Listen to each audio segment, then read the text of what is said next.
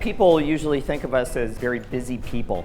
If you follow our blog over the past 4 years or so, I think we're up to a blog count of like 800. So what we try to do is we try to put up a blog anytime there's a decent sized feature. We don't put it up for every feature, but we release a lot of stuff. And this past year, the 12 months from today, this conference has been really pretty good for us. The highlights have been those top 3, with Roger joining us, with James joining us, and with Alan deciding to tightly integrate with our cloud platform.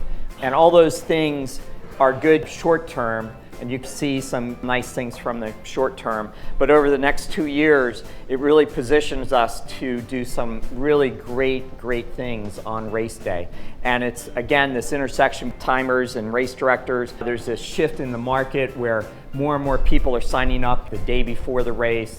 There's so many options they can choose from. They're waiting to see, when the good weather is, what the most fun event is going to be, and things like that. And there's more and more things happening on race day. People are registering them. You've got to watch your costs. You want to only hand out as many bibs as people are showing up, so you have to have good check-in software. And then people are expecting kind of more of a social engagement, right? So it's no longer good enough to post results in the newspaper 3 days after the race. People are expecting it on their cell phones as they cross the finish line and things like that. And they're expecting their mom and dad in Philadelphia to be watching them while they're running half marathons down in Reston, Virginia, or something like that. So we've got this technology platform that does some really nice things now, but the possibilities are just really exciting. So the biggest project we took over this past year was the financials project. It was really painful. So I'm not going to go into the complications of it, but the credit card industry and Visa and MasterCard are pushing people towards this idea of becoming a payment facilitator. And we, over the past 6 months, have become one of the 300 payment facilitators in the US. And the idea is that you have to be authorized to be kind of a middleman between the runner and the person that's putting on the race. And because we're kind of passing money through us, you have to be authorized to do that. And when we did it, it turned out really poorly, and so we had to do some backtracking and stuff. But I think we're in pretty good shape right now, and we're in really good shape if the financial industry or the government comes down hard and pushes people in this direction. There's going to be a lot of people that do registration and ticketing types of things that are going to have to change the way they operate the way they do today. In the past year, we have this whole new Race Director dashboard. It's really beautiful and powerful. If you haven't used that little search box up there, that's how you really find things. So that's been a big boon to us. We've improved reporting quite a bit. For partners, people have timers, multiple races. There's this hidden report that's a killer view that is kind of down below your top races item, and it shows year over year for registrations and transaction dollars. And we're going to be taking that year over year comparison to more and more reports as we move on into this year. The integrated email system I'll talk about a little bit. The volunteer system, another free service from us. We set it up when we were starting to win some larger races. They have a volunteer system that's 10 years old and really quite creaky. We basically made it easy to import those old volunteer tasks and coordinators and stuff like that into our system and give a modern platform that's fast. We worked with USAT. We were the first vendor to have their new API that allows for a single checkout. It's really slick. We have a couple requests into them to improve their API, to do some additional things to make it better and easier. I'd say that we're cutting edge for triathlon and working with those guys now, which has been great. Our triathlon business has really boomed.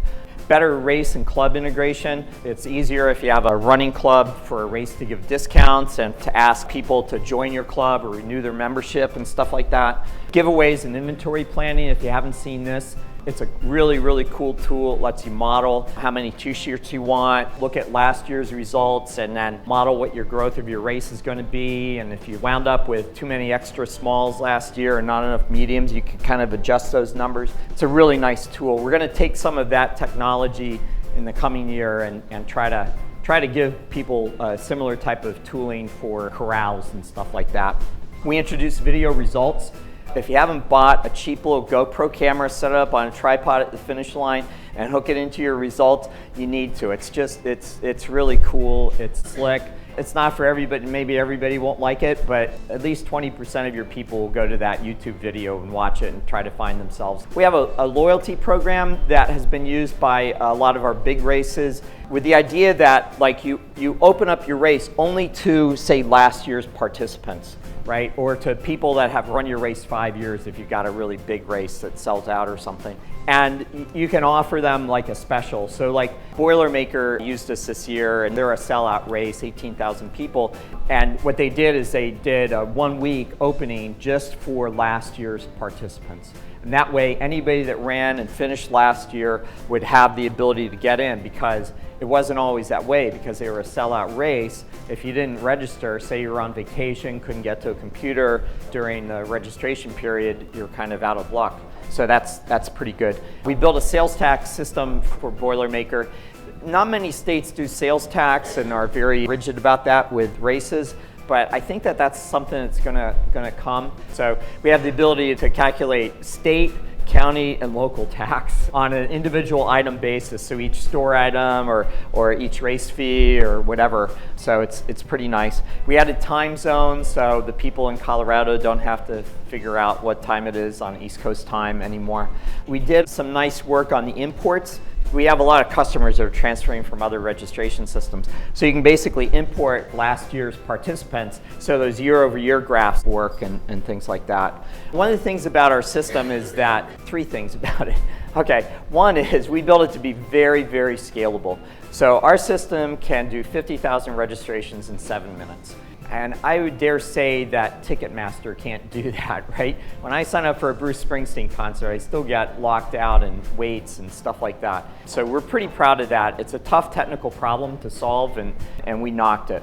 The second thing is that we've built our system on the cloud using the Amazon cloud, and it's very highly available. So last year we had, depending on how you score it, 16 to 21 minutes of downtime. This year so far, knock on wood, we've only had 7 minutes, and all of that has been planned this year.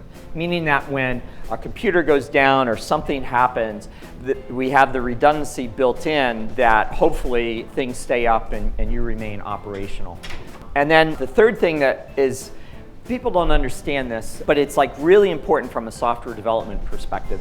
There's this new concept around called continuous integration, continuous deployment. And the idea is that if you have a team of developers, as soon as something is checked in, you test it and then you release it if it's okay. And when you release it, it doesn't bring the whole system down, and you can release it with kind of no pain and penalty. So we actually did over 1,800 updates to our system. We upgraded our system. It's like going from Windows 95 to Windows 96, 97, 98, 99, up to like 18,900 or something.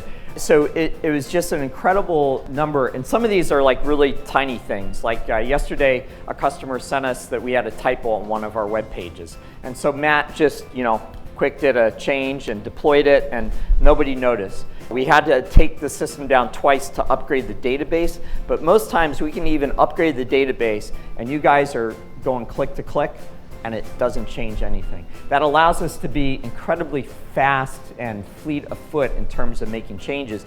And because it's incremental, we don't wait 6 weeks to find out that we screwed it up, right? we get it out the door, and then we get feedback from real live customers, and then we incrementally improve as we go along.